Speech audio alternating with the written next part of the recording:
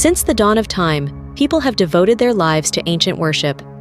The Mesopotamian temple worshipped the spirit of Ishtar with open sexuality, and women paid their dues of prostitution, while priests would castrate themselves to embody the feminine man whom this ancient spirit desires. To the Greeks, she was known as Aphrodite, and to the Romans, Venus. Her forceful seduction makes people break rules, and her temptation oversteps boundaries. This gives her power to change human thought patterns when people say yes to her temptations, ultimately destroying the moral compass. Ishtar was described to have eyes that glimmer in many colors, and when her desires are denied, a rainbow stretches across the sky, waging war and judgment against her offender. Her mood shifts rapidly into anger and transforms into a rage of thunderstorms. She is the goddess of taverns and embraces the consumption of alcohol. Her sorcery mixes sexuality and intoxication, manipulating the essence of humanity. She represents love, beauty, allurement, and female sexuality, but at the same time she is aggressive, violence, battle, and war. As a female with male attributes, she is the Principality who orders millions of demons to exude her will, to trap people, cultures, and regions all over the world, to change the reality of what is right and wrong. She reigned freely upon American soil until 2,000 years ago. The arrival of Jesus, a powerful light, repelled her darkness into exile. All principalities were unable to resist this power, and they left in a vengeful rage. Her entrance would first reappear at the fringes of society, patiently waiting for a special event to open the gate for a re-establishment into the world. When it happened, this historic event forever altered the values of marriage, gender, and family. New York City has always been considered a gateway into America, and June 28, 1969 was the night of her grand entrance. The Stonewall Inn was chosen for its strong beer smell, the dwelling of gays, drag queens, and a few lesbians. It was 2 doors down from the Lion's Head Bar, which is the animal she rode into battle, the symbol of her divinity. The police raided the bar in the early hours of the night. Soon they began loading bar employees and drag queens for questioning into a police van. During one of the arrests, the Ishtar spirit possessed a female with male attributes, even though most of the bar's patrons were male. She was known for serving as a protector of the alehouse. She worked as a bouncer for the lesbian bars of Greenwich Village and patrolled the streets of the village as their guardian. The spirit of Ishtar was a fighter. So was she. Ishtar was fierce, so too was her chosen one. On that night, she fought with at least 4 police officers. Ironically, Ishtar is known as the goddess of storms, and ironically, Storme de Larverie sparked the Stonewall Uprising.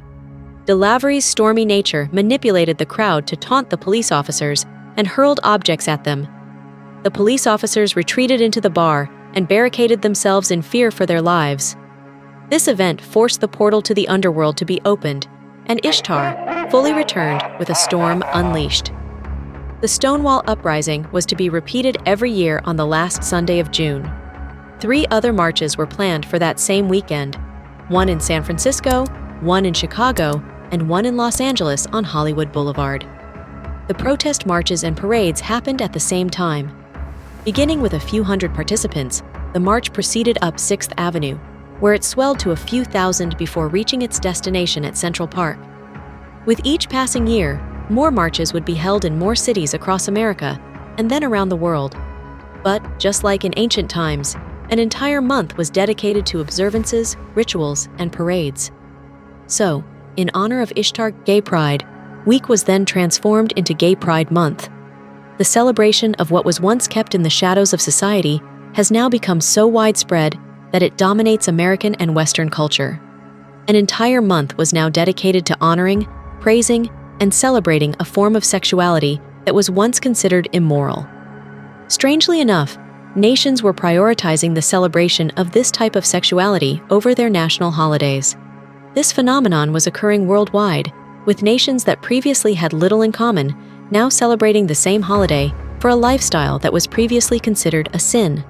As a result, Ishtar now had more followers and no longer needed to hide. To further establish her dominance, a sign was introduced for the worshippers, the rainbow sign. Gilbert Baker, an openly gay man and drag queen, designed it, and it was first flown on June 25, 1978. Then, years later, in 1994, The sign of the rainbow was adopted as the official symbol of gay pride, and it is recognized all over the world.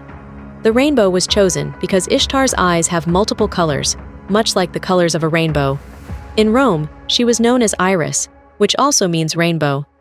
Through this sign, Ishtar waged war against those who had cast her spirit out, Jesus and his followers. This is why she stole the rainbow and twisted its meaning to represent her community. Christians can't even use the rainbow sign as the promise of God without being seen in a different light. For many years, Ishtar roamed freely until Jesus came. The gospel of Jesus sent all the principalities into exile. The light was too much for them to exist. They couldn't stay to further their cause. America eventually forced God out of the school and country by classifying itself as progressive and advanced. They didn't know that ancient spirits always find their way into progressive nations. But many wouldn't know all these things because this generation wants to adopt their so-called progressive way of thinking, when in fact, the way of Ishtar has been as old as time. This isn't progressive. This is reviving the old ways, and the spirit of Ishtar is here for it. Ishtar has returned and intends to make America hers because they have rejected the only God that can save. Those who have rejected the gospel of Jesus are now at the mercy of ancient spirits. Let's break free from deception and understand that true salvation is interconnected with continuous repentance. We all face temptation. It's a part of being human. But let's be honest. Our sinful ways, also known as the works of the flesh, can lead us astray from God's path. Are you comfortable in your sins? Do you think sin is okay because everyone falls short of the glory of God?